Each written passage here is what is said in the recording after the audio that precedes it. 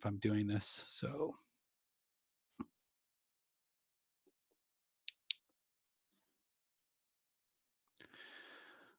Okay.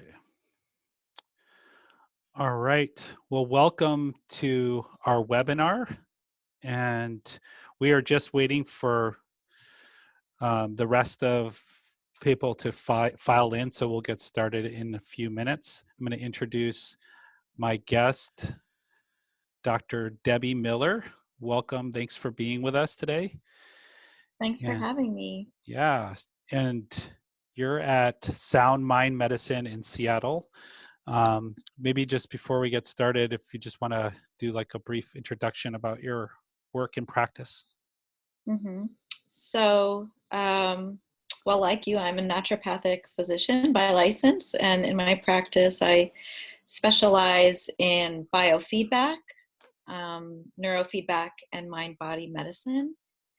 And I help people who have stress-related disorders like anxiety, people who get panic attacks, people who have high blood pressure, digestive issues, which are so commonly linked to our stress response, and people really just looking for stress management tools, or even people wanting to be able to have more optimal performance in their career or other areas of their life.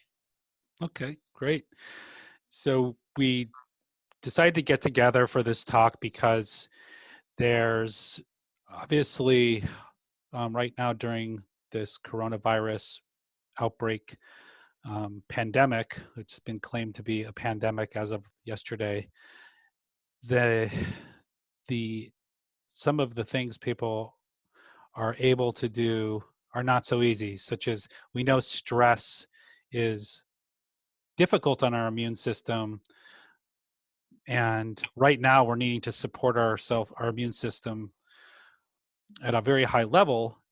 However, there's a lot of stress associated with what's going on. So we thought we'd bring both of us together today and talk about vagal tone and how your work interfaces with the vagus nerve and how the vagus nerve interfaces with our immune system, and just kind of launch off into see wherever this goes. I did throw this very useful slide up to maybe help introduce the topic.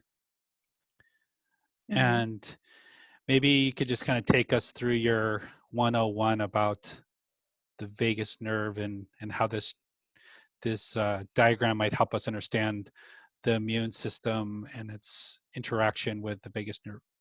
Right.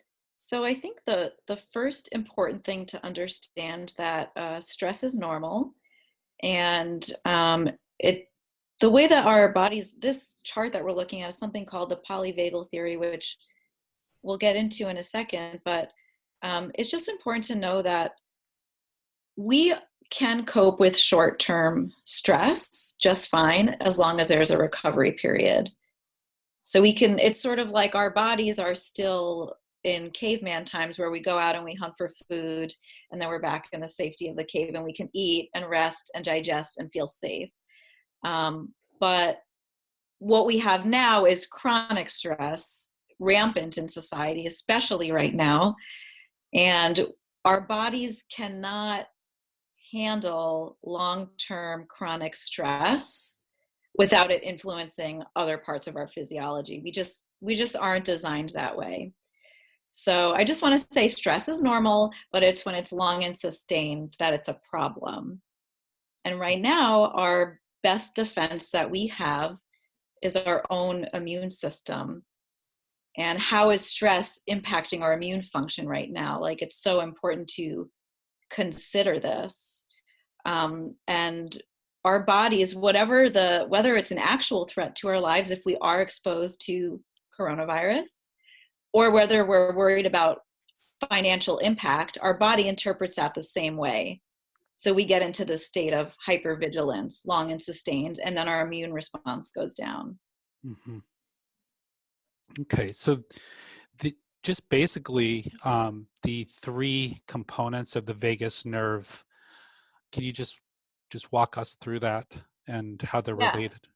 So on the bottom there, we see that green zone, which maybe people have heard as like your parasympathetic nervous system. And this is when we feel safe and grounded.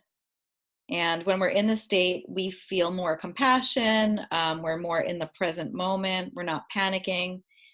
We have better digestion, better circulation, better immune function in capital letters. If I could shout, it would be capital letters right now, like if I was typing. And this is really the optimal state for our bodies to be in all the time, or Mm. most of the time, right? Yeah. Yeah, I think, this really grounds the concept well, because it's listed as social engagement. And so if Right. you think about what it takes for someone to be socially engaged and back out from there, it has a lot to do with how balanced your stress is, right? Mm-hmm. So the immune response, it's listed as stronger if we're more in that balanced Right. parasympathetic state and resistance to infection. So I was talking earlier this week, I'm just kind of pack in some of the things that I've already shared, is that cortisol is cytotoxic to T cells. So sustained cortisol elevations, like people who have chronic stress disorders, they can become immune suppressed also through the cytotoxic aspect of cortisol. And then also cortisol dysregulation can disrupt sleep, and sleep disruption, chronic sleep disruption, leads to lower Th1 cells, and our Th1 cells are our virus fighting cells. So, I mean, we're talking about right now kind of the hub of things that we should consider, how we're going to personally approach this situation. If there's if there's ever been a time to work on the tools that we have, that we've talked about for years and years, about how to cope with stress, this is an opportunity. So if you could take us through, if someone is in this, like, I turn on the news and I can go right to the freeze or flight um, zone very easily, Mm-hmm. Right. because you think about protecting your loved one's life, you protecting your own life, and what about the impact of this from a standpoint of our society and our businesses and everything. um, can you talk about sort of what you think about first, about how to tone this system up? Mm-hmm. Well, one of the easiest and most practical things people can do is practice slow diaphragmatic breathing, because number one, you breathe all the time, right? Like we're born, we start breathing, we breathe through our whole lives. It affects so many aspects of our physiology, the way oxygen gets delivered to our organs and tissues, the way nutrients get delivered, our electrolyte balance, our pH balance, and also which part of our immune system is being activated. So now, if we detect a threat, whatever the worry is, justified, a lot of our worries right now, just want to make sure justified, right? Like it's justified that we're under some stress right now. But your body is preparing for a fight or a flight. And what does that take? If you have to run or fight, that takes energy. And if our body needs energy, our body needs more oxygen, our muscles need more oxygen. So the first thing that changes is our breathing. We might start to breathe faster, or we might hold our breath or brace or tense our muscles, because now we're hyper vigilant. We're on the lookout for whatever threat is coming in.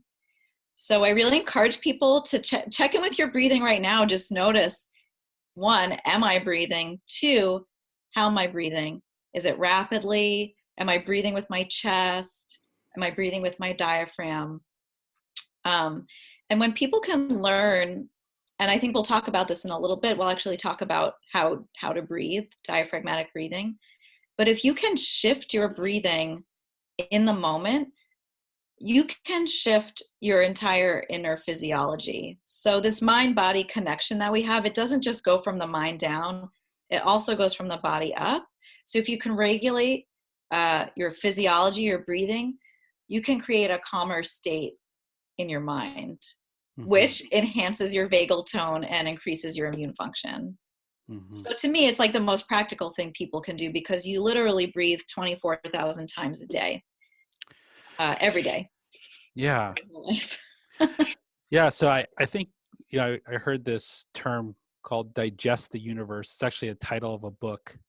And it really hit home to me because if you think about digestion, we're digesting news, Right. we're Diet is digesting, not just food.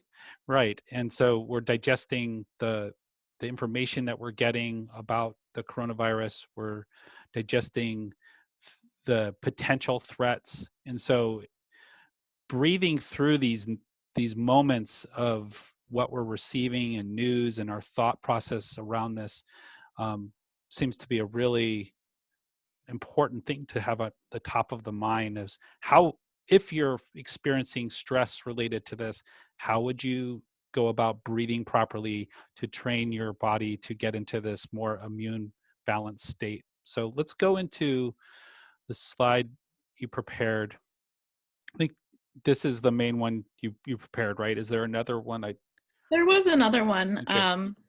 So but this is a let, good one too. let's go through this one, and then I'll work on having the other one up there in just a second. Sure. So it's on the other slide, but if there's two words you can remember when you're thinking about breathing, it's low and slow. Low meaning engaging with your diaphragm first, and slowing the rate that you're breathing. And my favorite way that I'll teach patients how to breathe, engaging their diaphragm, is just, it's really pretty easy. Lying down, on your couch or your bed, knees bent so your stomach is nice and relaxed. And you can either put a hand over your diaphragm, kind of like if you put your pinky where your belly button is, you should be right around your diaphragm. Or you can put a heavy book, but not so heavy that it's actually restricting your breathing, because then that's counterproductive. Or you could put a book on your belly and just watch the book rise and fall. Because a lot of times when people have not been engaging their diaphragm for a long time, it can take a little bit of focus and effort to get there. And the diaphragm is a muscle, just like any other muscle. And sometimes we like to give it a little physical therapy. So that's why the book helps engage that muscle a little bit. And you just lie down and watch the book rise and fall 5-10 minutes, and just see what differences you might notice. Okay, so let's go back to this slide. This is the one I would think you were referring to, right? Mm-hmm. So this is the one that says breathing because. Do you see that on your screen? Yes. Okay, so maybe if you could just take us through that one. Sure. So these are some of the things that I've already mentioned, but breathing is important because it's one of the first things to change when our body detects a threat. And that brings us to the next point, that breathing is mostly subconscious. Luckily, we don't have to think about it all the time. Our bodies will do it for us, but we can regulate it. So it helps connect our conscious and our subconscious. And when we can regulate our breathing, then we can start to shift our emotions and our state. And also, like I mentioned, the connection between our body and our mind goes both ways. So if we can shift our breathing, we can create a calmer sense in our mind.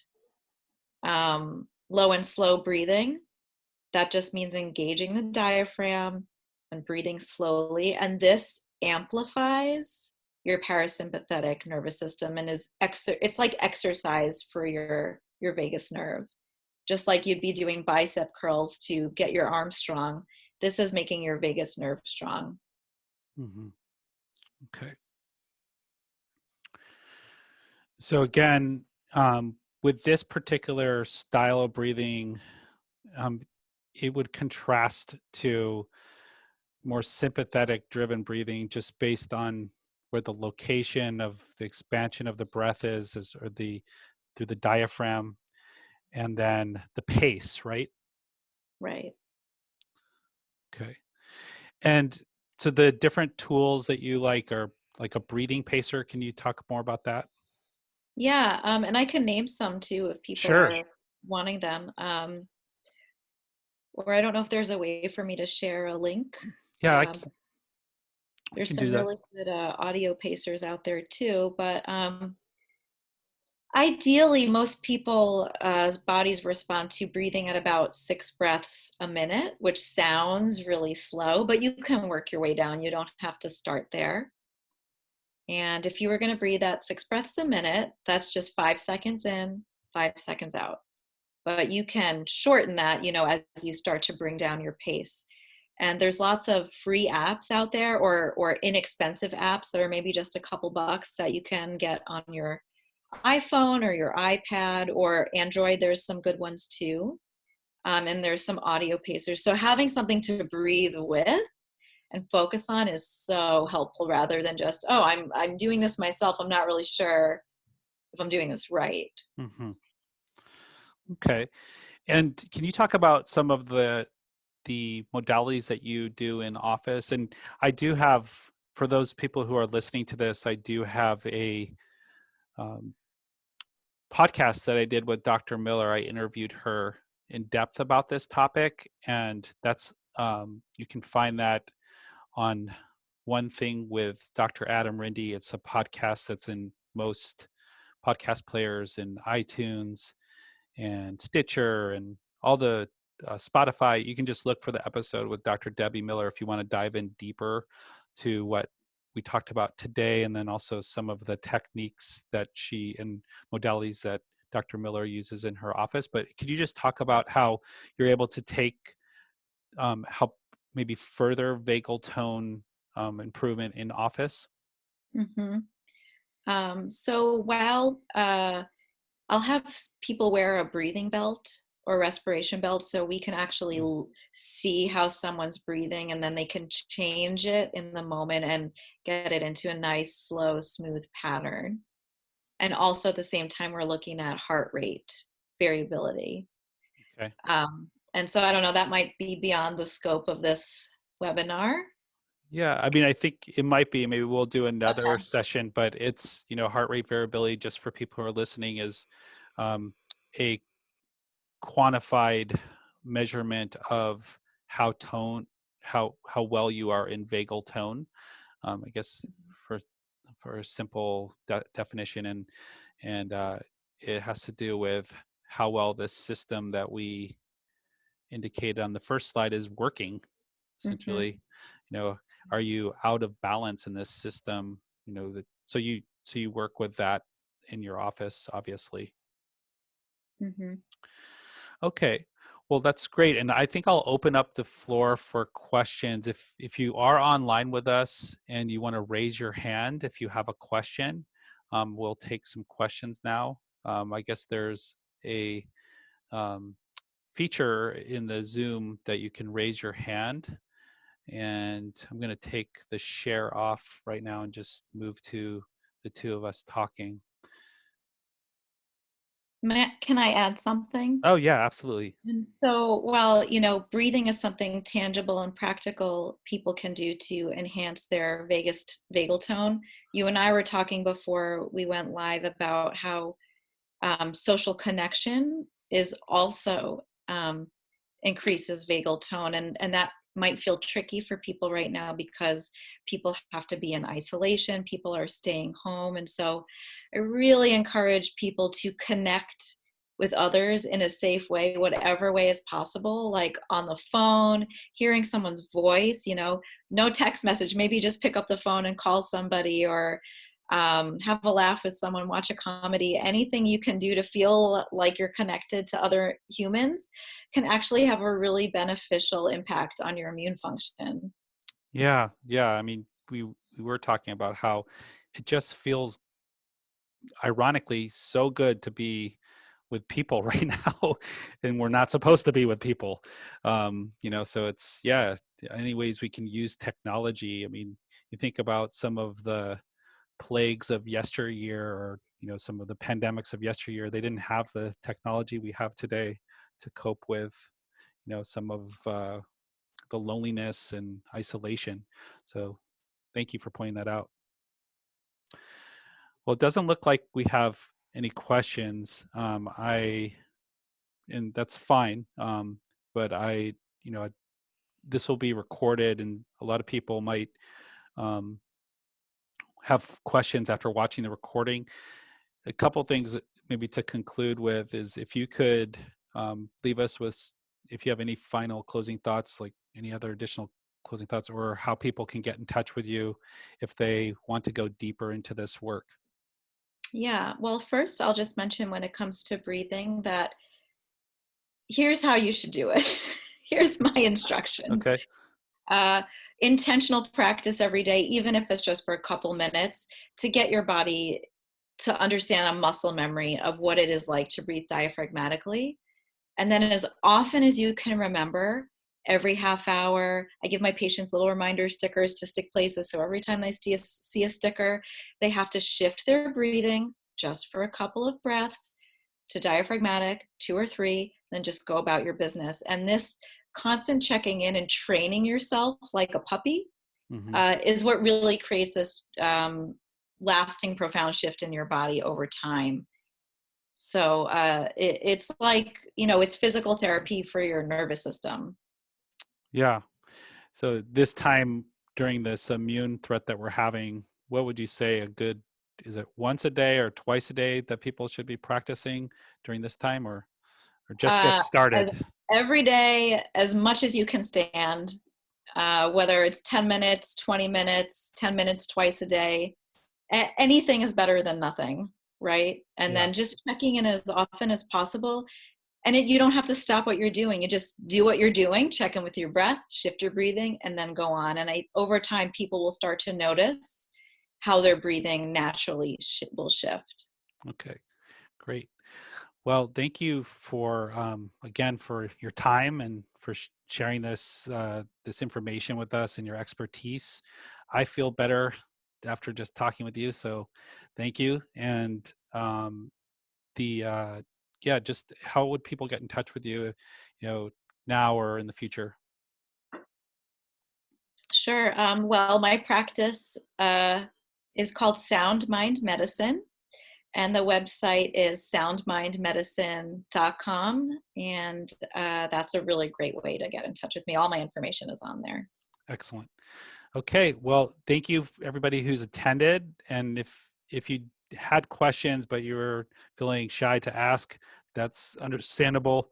And you can email me the questions offline here, and we'll see if we can get you answers. All right, well, we're going to sign off for now, and we really appreciate you guys being here. Okay, thanks so much. We'll Bye, talk to you later. everyone. Bye-bye. Bye.